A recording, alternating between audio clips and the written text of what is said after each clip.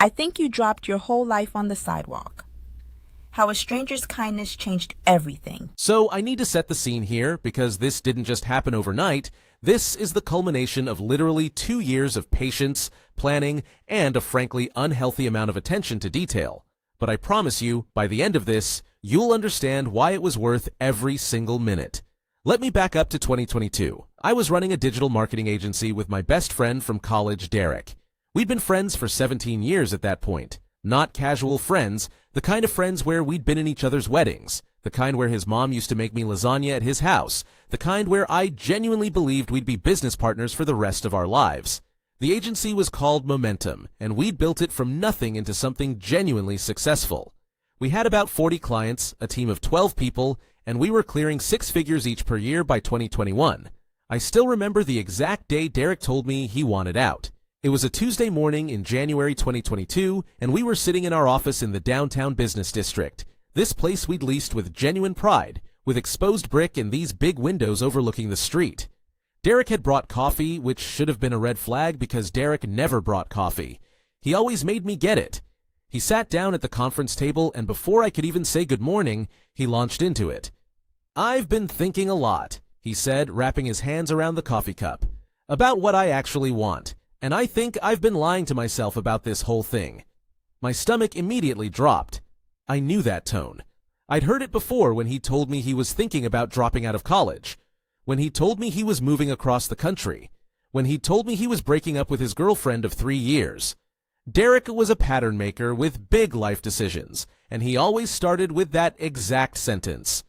"What do you mean?" I asked, even though I was pretty sure I didn't want to know. "I'm tired of the corporate grind," he said. "This marketing thing, it's not what I thought it would be. It's all spreadsheets and client management and metrics. I want to pursue my passion." He paused, and I could see him gathering himself for the next part. "I want to get into real estate development." I remember looking at him for a long moment, processing. Derek had never mentioned real estate before, not once. We talked about expanding Momentum, about hiring more senior people, about bringing in venture capital, but never real estate.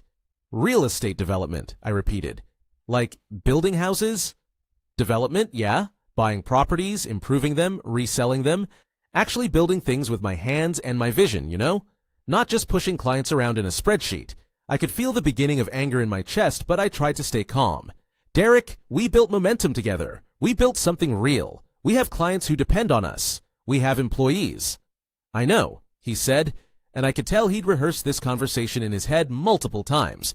"Which is why I'm not asking you to shut it down. I'm just asking to step back. You run it. You handle everything. I'll take my distributions and be a silent partner. Clean and simple." The word silent stuck with me like a splinter. Silent partner. Which meant uninvolved, which meant I wouldn't know what he was doing. "What about your relationships with the clients?" I asked. "You bring in a lot of business." "I know, but most of that is because of you anyway," he said, which was partially true, but also, I would later realize, completely bullshit. "You're the operational backbone. I'm just the face. You can be both." I should have asked more questions. I should have pushed harder. I should have demanded that he be explicit about what he was planning to do, whether he was going to work with any of our existing clients, whether there were any conflicts coming. But I didn't. I was still operating under the assumption that Derek and I were the kind of friends where we wouldn't fuck each other over, where there was still a baseline of trust and honesty. I told him it was fine. I told him I'd handle everything. I told him we'd stay partners and he'd keep getting his cut. Completely reasonable request on the surface. Completely naive on my part. "Thank you," Derek said, and he looked genuinely relieved. "I knew you'd understand. You're the most solid person I know. That's why I knew I could do this with you as my partner in crime." Partner in crime. That phrase haunted me later. What I didn't know, what I wouldn't find out until March, was that Derek was simultaneously negotiating with one of our largest clients, Westbrook Industries, to start funneling their work directly to a new agency he was starting with a guy named Chad, who I'd never even met. Westbrook represented about 20% of our annual revenue. 20%. It was the account I'd personally landed in 2019 after 3 months of aggressive pitching and relationship building. The account that had been the foundation of our growth trajectory. The account Derek had known nothing about until I'd brought him to a few meetings. They pulled their account in mid-March. I found out via email. An email from Janet Westbrook, the CMO, that said something to the effect of, "We're transitioning our marketing needs internally to a new partner, and we'll be wrapping up with Momentum at the end of the quarter. Thank you for your partnership." Internal email, not even a phone call. I read it 3 times, convinced I was misunderstanding. Then I called Janet. "What happened?" I asked, probably too bluntly. I was sitting at my desk, and I remember my hands were shaking. "Oh, I'm sorry if this came as a surprise," Janet said in that professional voice people use when they're delivering bad news. "Derek reached out to us a few weeks ago with a proposal. He said he was starting a new agency with some really innovative ideas about real estate marketing specifically, and he thought it would be a better fit for what we're trying to do in our development division. Real estate marketing. That's why Derek wanted into real estate development. Not because of passion, because he'd found a client who was in real estate and he wanted to corner that market." "Janet, I didn't know Derek was—" "He said you two had discussed it," she interrupted, gently but firmly. "That you were both supportive of him moving in this direction. Honestly, it makes sense. He clearly has a vision for this, and we liked his ideas enough that we want to give it a shot." I wanted to tell her that Derek had lied to her, that he'd told me he was stepping back from marketing entirely, that he'd misrepresented our conversation. But what would that have accomplished? Westbrook was already decided, and going after Derek legally would have been complicated because technically he hadn't done anything illegal. He'd made a pitch to a client. The client had accepted. That was business. "I understand," I said, even though I didn't. "Thank you for letting us know." After I hung up, I just sat there in silence for what felt like a long time. My office window overlooked the street, and I remember watching people walk past. People who had somewhere to be, some sense of forward momentum in their lives. I felt like I was moving backward, like someone had grabbed my shirt collar and yanked me in the wrong direction. I confronted Derek that afternoon. I texted him asking if he could meet me at our office, and he showed up about an hour later. The moment he walked in, I knew he knew that I knew. "Where's Westbrook?" I asked, not bothering with pleasantries. He sat down and rubbed his face. "Look, they reached out to me. I didn't go after them." "That's a lie. Janet said you pitched them." "Okay, yes, I pitched them. But only because they indicated they wanted to go in a different direction. I was being responsive to a market opportunity." I remember standing up. I couldn't sit down. I needed to move. "You told me you were stepping back from marketing. You told me you were going into real estate. You told me you wanted nothing to do with the business anymore." "I don't want to do the business," Derek said, his voice taking on this defensive edge. "But when a client approaches you with an opportunity, you'd be an idiot to turn it down. And Westbrook didn't approach Momentum. They approached me. They wanted me specifically. Because of relationships I built," I said. "Because of connections I made. Because I brought you into those meetings and made you a trusted partner." "That's not how this works," Derek said, standing up now too. "Clients are clients. They're not your property. Westbrook has the right to work with whoever they want. I have the right to work with whoever I want. This is business." He was right, legally. Morally, he was wrong, but legally, he was on solid ground. And I knew he knew that, which is why he'd use those exact words. This is business. Business.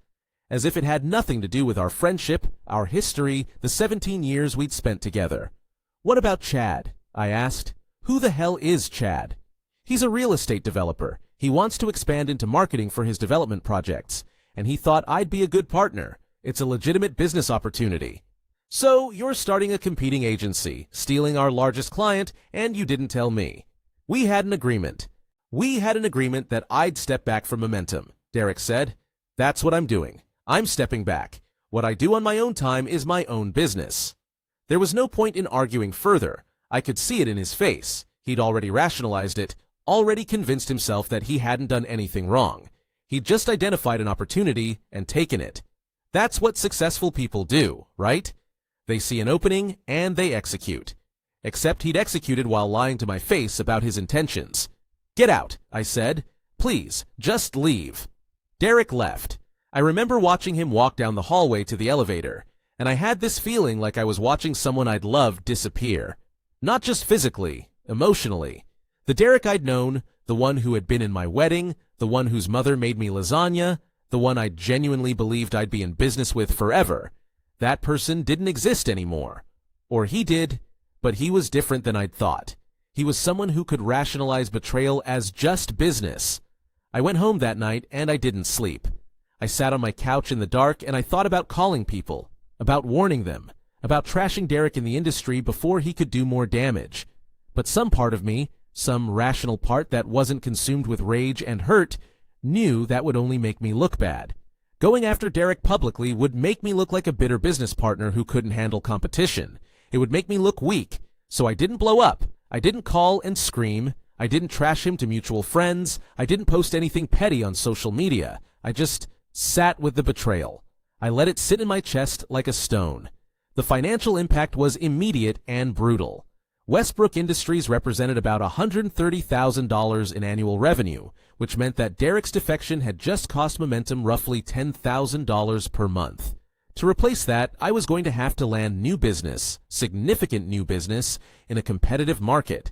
And I was going to have to do it while managing a team of 12 people who, by the way, were suddenly unsure about the company's stability. Word traveled fast in our office. I had a team meeting the next morning. Sarah Chen, my senior strategist, was the first to ask, "Is everything okay with the company?" "We're fine," I said, which was a lie.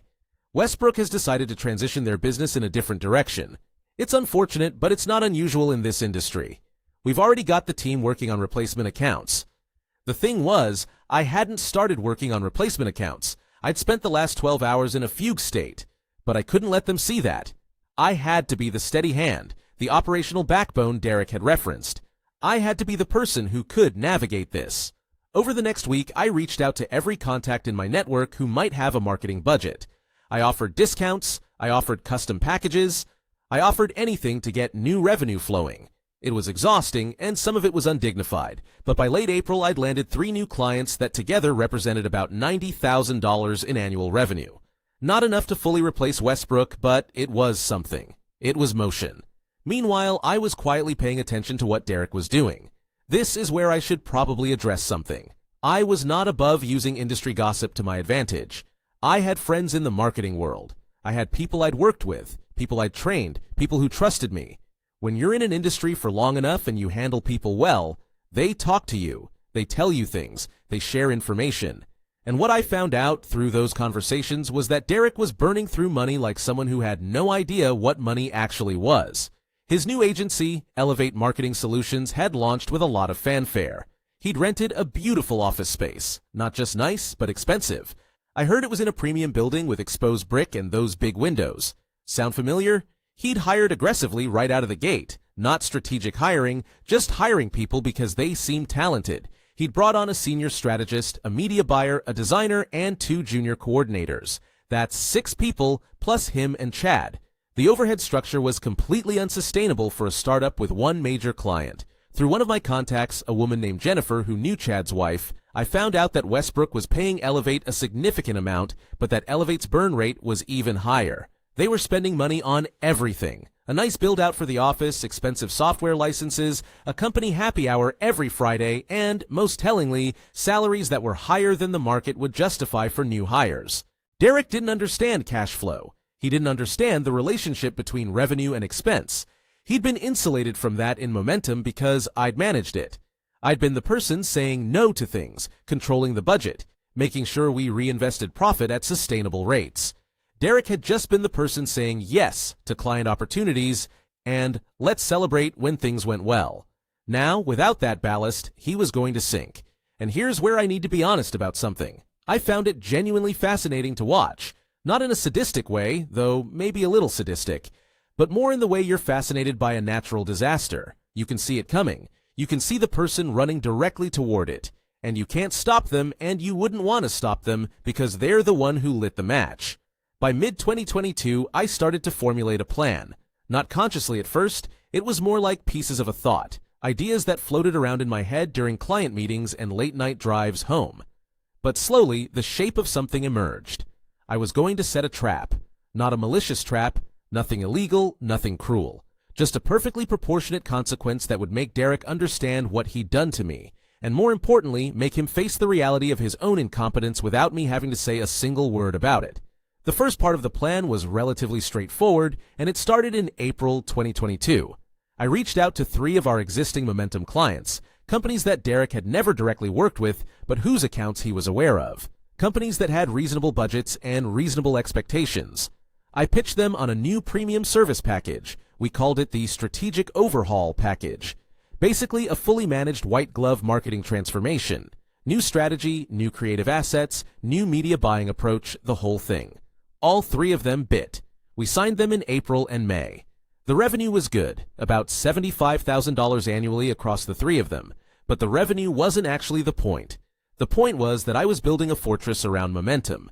I was demonstrating to myself and to my remaining clients that we could grow even after losing Westbrook, that we weren't dependent on any one relationship, that momentum was stable and viable. It was good business, but it was also strategic in a deeper way.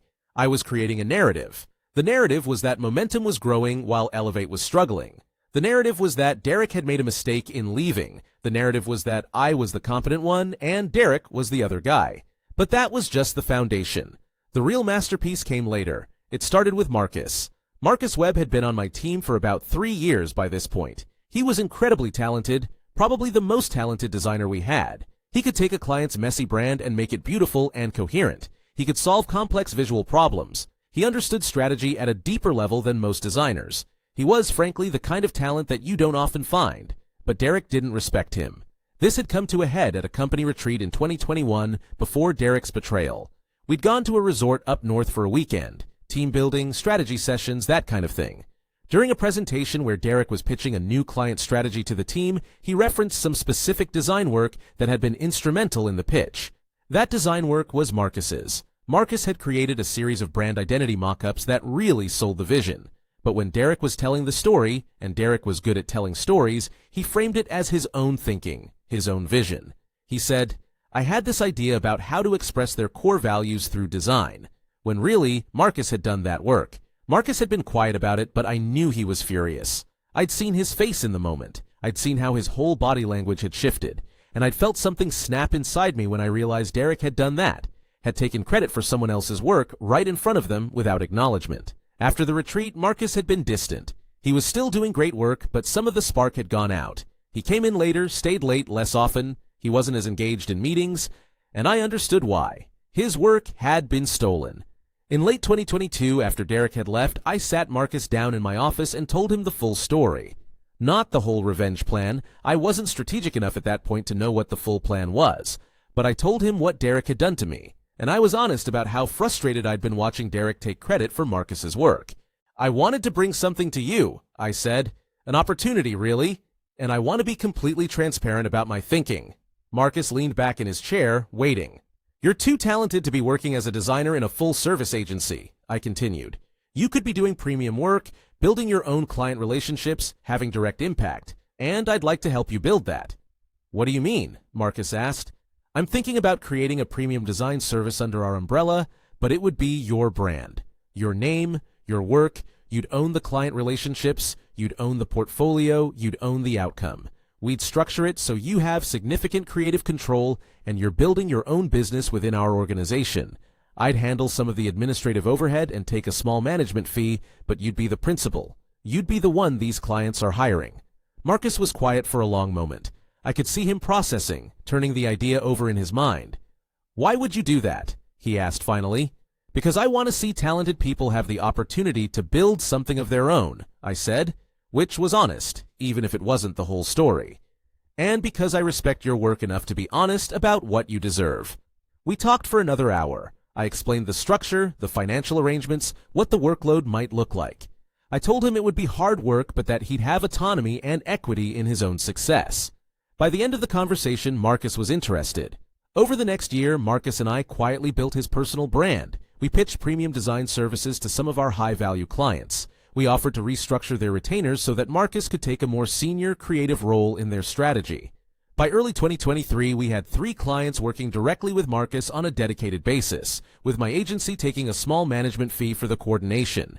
This was all transparent and professional and legitimate, but it had the effect of making Marcus independent. He had client relationships now. He had leverage, he had options, he was building his own brand. And more importantly, when Derek eventually came looking for help, and I somehow knew he would, Marcus would have no reason to be loyal to him. But the real masterpiece? That came next. By late 2022, I had enough industry knowledge to understand that Derek was in serious trouble. Elevate was burning through money at an unsustainable rate, and despite having Westbrook as a client, they weren't bringing in enough new business to justify their overhead. Derek was probably panicking even if he wasn't admitting it publicly. And what Derek needed, I realized, was what I had always been, the operational, financial person. He needed someone who understood how to manage money, how to structure a business, how to scale smartly. He needed an operational partner, and I knew exactly who would be interested in that job. Richard Harper had been in the marketing industry for almost as long as I had. I'd met him at industry conferences, and we'd stayed in occasional touch. He was brilliant, genuinely smart about strategy, about media, about metrics, but he'd never quite gotten ahead in his career. He'd been stuck in middle management his whole life, working for people less talented than he was, at companies that didn't know how to utilize his talents. He was probably in his mid-40s, probably making decent money but not great money, probably feeling like he'd missed his window for doing something big. I had lunch with Richard in February 2023. We met at a place in the city where neither of us usually went. I was being strategic about not wanting to be seen by people who might talk to Derek. Richard looked tired when he sat down. He ordered a bourbon even though it was only lunch. "How's things?" I asked. "Honestly, tedious," he said. "I'm managing people who don't respect me. I'm executing on strategies I don't believe in. I'm watching younger people get promoted past me because they're better at office politics. I've been doing this for 25 years, and I'm still middle management. So, yeah. Tedious." I nodded sympathetically. "I've got something for you. A genuine opportunity. And I'm only mentioning it because I think you're the right person for it, and I'd hate to see your talents wasted in that kind of environment." Richard looked up, interested. "I'm listening." "There's a guy I know, Derek Sanderson, who started a marketing agency called Elevate about a year ago. It's growing and they've got some solid clients, but they're having some operational challenges. They need someone to come in as a partner, an operational, financial partner, who can structure the business to scale sustainably. Someone who understands the marketing side, but also understands how to run things." "Derek Sanderson," Richard said. "That's not a name I know." "He's good at sales and strategy," I said, being honest here. "He brought in a major client that's keeping them afloat, but he doesn't understand business operations or financial management, and his current partner is a real estate guy who's probably wondering what he got himself into." "Why are you telling me this?" Richard asked. "Because I think it's actually a good opportunity for the right person. It's a startup with real revenue, real clients, real potential. If someone came in and fixed the operations, there's money there. And unlike working at a big company, you could actually own a piece of it. Be a partner, not just a manager." I went on to explain Elevate's situation in general terms without being too specific. I told Richard that if he was interested in having a real conversation about it, I could make an introduction. I told him to think about it, that Derek was actively looking for someone, and that this was a genuine opportunity. Richard called me 3 weeks later. "I've thought about what you said," he told me, "and I'm interested. Can you make the introduction?" "Absolutely," I said. "Let me reach out to Derek and tell him about you." I called Derek that day. We hadn't spoken in a long time, probably not since the confrontation about Westbrook in March 2022. I kept my tone friendly and professional. "Hey, I've got a favor to ask," I said. "I know someone, Richard Harper, who's incredibly talented operationally. He's done senior strategy work at some big agencies, and I think he might be interested in talking to you about Elevate. Would that be something you'd be open to?" Derek's response was immediate and eager. He was interested. He wanted to talk to Richard. I could hear the desperation in his voice, even though he tried to hide it. "Richard's phenomenal," I told him. "I think he could really help you scale the operation." "How do you know him?" Derek asked. "Industry stuff," I said vaguely. "But trust me, if he's interested, you should take the meeting." I gave Derek Richard's contact information, and I gave Richard Derek's contact information. And then I stepped back. What happened next, I would hear about through the grapevine, was beautiful to watch unfold. Richard took the meeting with Derek and Chad, and he immediately asked for Elevate's financial information. Derek, who had no reason to hide anything, he wasn't doing anything illegal, he was just incompetent, provided the books. Richard spent a weekend looking through the numbers, and on Monday morning he requested another meeting. When Richard walked in, according to the story that eventually made its way back to me, he looked grim. "I need to be honest with you," Richard said. "Your company is hemorrhaging money." This was apparently news to Derek. He'd known they were spending a lot, but he hadn't actually looked at the numbers holistically. He didn't know their monthly burn rate. He didn't know how much runway they had before capital ran out. He'd just been living month to month, hoping that new client opportunities would materialize. Richard walked them through it. Elevate was operating at a loss. Their monthly expenses, salary, office, software, all of it, were running about $50,000. Their monthly revenue was probably closer to $35,000 to $40,000, depending on how Westbrook paid. They had about $200,000 in personal capital that Derek and Chad had invested, which meant they had roughly 4 to 6 months before they ran out of money entirely. "We're not in dire straits," Richard told them, "but we're also not in good shape. And if we don't make changes fast, you're going to burn through your capital and have nothing to show for it." Derek apparently wanted to just hire more people and pitch more aggressively. Hire more salespeople, bring in more revenue, scale out of the problem. Richard said that would kill them faster. "What you need," Richard said, "is someone who can manage your costs and make sure that every dollar you spend generates more than $1 in return.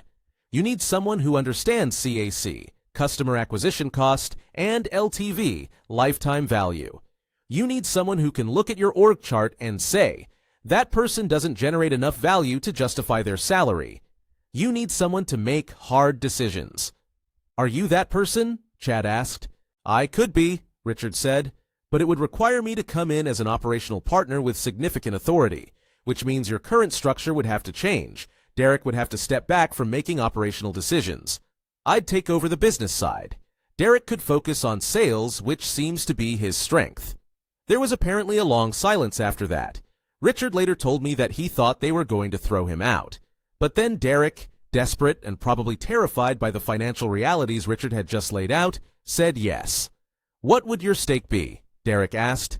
"I'd want to come in as a partner with a significant equity position," Richard said, "but we'd need to restructure the company to reflect actual value contribution. Right now, you and Chad are split equity equally, right?"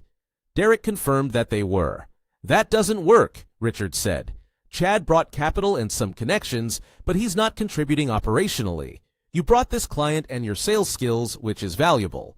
But you've also created a massive financial mess. If I come in and fix this, I should own the value I'm creating. I'd want to come in as a third partner, probably 35–40% equity, with the rest split between you two. But that would only happen if you accept that you're not the operational decision maker anymore." It was a long conversation, but eventually they agreed to terms. Richard joined Elevate in September 2023, about 18 months after Derek had left Momentum.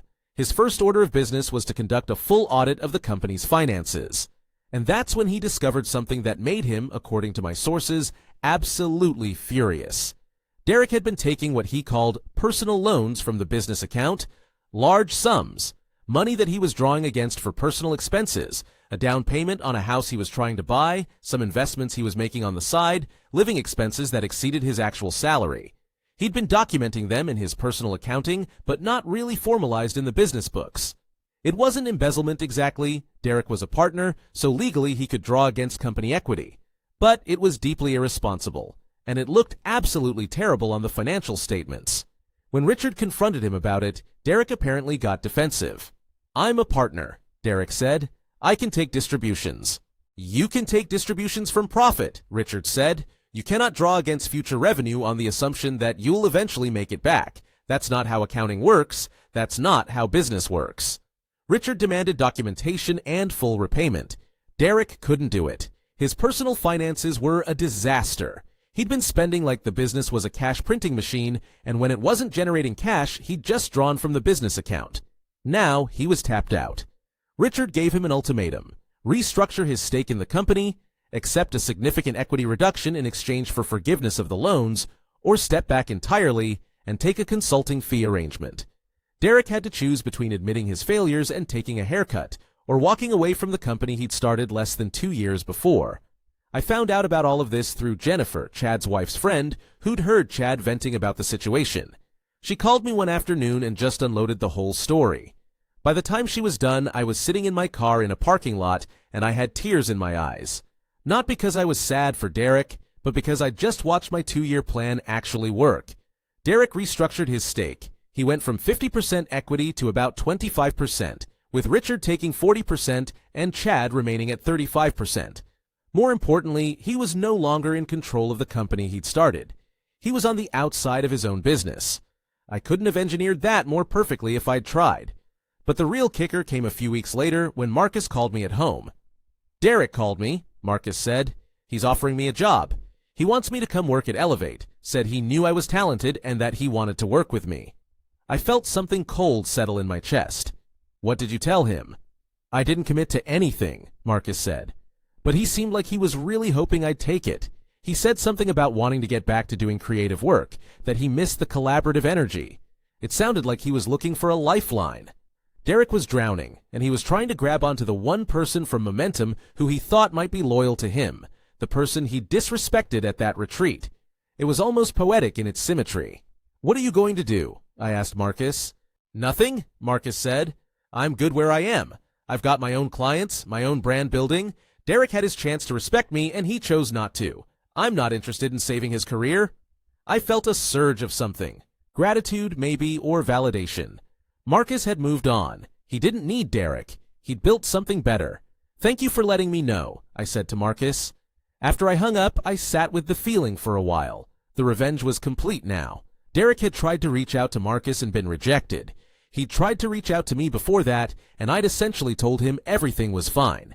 He'd destroyed his own company through incompetence, lost control of it to a more competent partner, and ended up diminished within the very organization he'd started, and I hadn't lifted a finger to directly cause any of it. But then, 3 weeks ago, something happened that I wasn't expecting. I was sitting at a coffee shop downtown, our old neighborhood actually, near the original Momentum office. It was a Saturday morning, and I was working on my laptop going through some client proposals.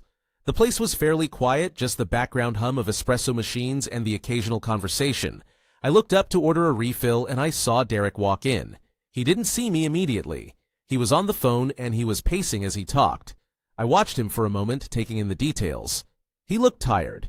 Not just physically tired, though there was that too. He had dark circles under his eyes, and his hair was grayer than I remembered. But emotionally tired, like someone carrying a weight that was too heavy. He was talking to someone about a meeting that had apparently not gone well. I don't know, he was saying. I thought I understood how this worked, and it turns out I didn't. Everything is so much more complicated than I expected. He ordered a black coffee and found a corner table. He sat down, and that's when he noticed me. For a moment, his face went through a series of expressions. Surprise, recognition, shame, and then something that looked like resignation. He got up and came over to my table. Hi, he said. Can I sit? I wasn't sure I wanted him to, but I gestured to the empty chair anyway. I'm not going to waste your time with excuses, Derek said, sitting down. I know what happened. I know what I did, and I know that it was wrong. I waited. I didn't say anything. I wanted to hear what he had to say without me shaping the conversation. I was arrogant, Derek continued.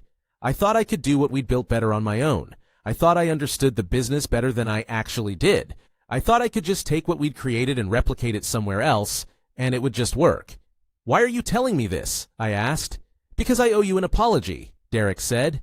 And because, honestly, I've had a lot of time to think. I'm not in control of my own company anymore. There's a guy, Richard, who basically came in and took over, and he's good at it. He's really good at it. And watching him work, I realized what I was missing when we were running Momentum together. He paused, and I could see him gathering his thoughts. You were always better at the operational stuff than me, he said finally. You're the reason Momentum worked. I brought in clients and ideas, but you made those ideas real. You managed the money. You managed the people. You made the business sustainable. I didn't realize how much I needed that until I was trying to do it myself and failing. It wasn't an apology exactly. He didn't say, I'm sorry I betrayed you, or I'm sorry I stole Westbrook, or I'm sorry I lied to you, but it was as close to an admission as I was going to get. He was saying, in his own way, that he'd been wrong, that he'd underestimated what I brought to the table, that he'd made a mistake. I'm not asking you to forgive me, Derek continued. I just wanted you to know that I understand now. We talked for about 20 minutes after that. He asked me how Momentum was doing. I told him we were up about 40% since he'd left. He asked about the team. I told him everyone was good, that Sarah had been promoted to director of strategy, that we'd hired some talented new people. When I said we were up 40%, I could see him flinch. It was a small movement, barely perceptible, but it was there. The knowledge that the business he'd left was thriving without him. That I was thriving without him. That's good, he said, and I believed him. I think he actually meant it. Before he left, Derek asked if we could stay in touch. Not friends, he clarified, but cordial. He said he'd like to know how things were going with Momentum, that he had pride in what we'd built even if he couldn't be part of it anymore. I said, okay, I said we could do that. After Derek left, I sat at the table for a long time, not working, not doing anything, just thinking about the last 2 years. All the time I'd spent on this, all the mental energy, all the planning. I'd spent so much time setting the trap that I'd almost forgotten what the point of the trap was. And then I realized something. The trap had never really been about Derek. It had been about me. I'd needed to prove to myself that I wasn't the kind of person who gets destroyed by betrayal, that I could respond to a devastating loss with calm and strategy, that I could be patient enough and smart enough to wait for consequences to unfold naturally, without needing to force them. I'd needed to prove that I was the operational, strategic, competent one. And by stepping back and letting Derek destroy himself through his own incompetence, I'd proven that to myself in a way that no amount of trash talking could ever do. What made this revenge so satisfying in the end wasn't that Derek got what he deserved. It was that he got it without me having to do anything directly harmful. He got exactly what was coming to him, the consequences of his own actions amplified by his own personality flaws. He lost control of the company he'd betrayed me to start. He lost credibility in the industry. He lost autonomy in his own business. And he did it all himself. I just set the stage. Meanwhile, Momentum was thriving. We went from 40 clients in 2022 to 52 by late 2023. We expanded the team from 12 to 18 people. Revenue was up 40% from 2022, and profit was up even more because I'd maintained financial discipline.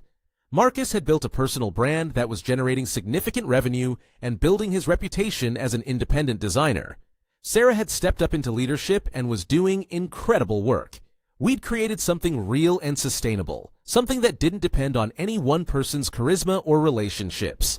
It was a business, not a personality project.